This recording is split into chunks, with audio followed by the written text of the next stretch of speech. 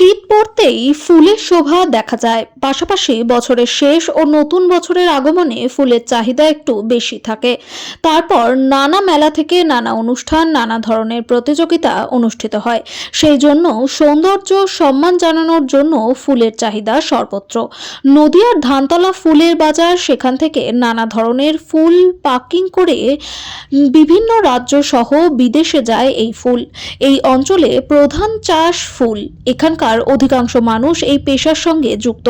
শুধু তাই নয়, ঘরে বসে ফুলের নানা ধরনের কাজে যুক্ত থাকেন। ফুল প্যাকিং করে নেপাল, ভুটান সহ বিভিন্ন জায়গায় এই ফুল যায়। প্যাকিংয়ে বরফ দিয়ে খুব যত্ন করে ফুল বাক্সবন্দি করে পাঠানো হয়। নদিয়া থেকে বাবুয়া ব্যানার্জির রিপোর্ট, প্রথম আলোর বার্তার পর্দায়। সঙ্গে থাকুন, ভরসা রাখুন। এখানে ভ্যারাইটিস রকমের ফুল চাষি নিয়ে আসে। আচ্ছা, তা কি মানে নাম?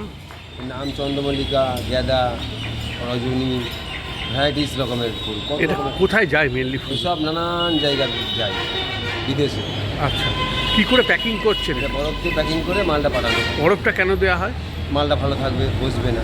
কতদিন লাগে যেতে? বরফ দিয়ে প্যাক করে দিলে পরে মোটামুটি 4 দিন পর খুললে কিচ্ছু হবে না আমার। আচ্ছা আচ্ছা, কি নাম আপনার?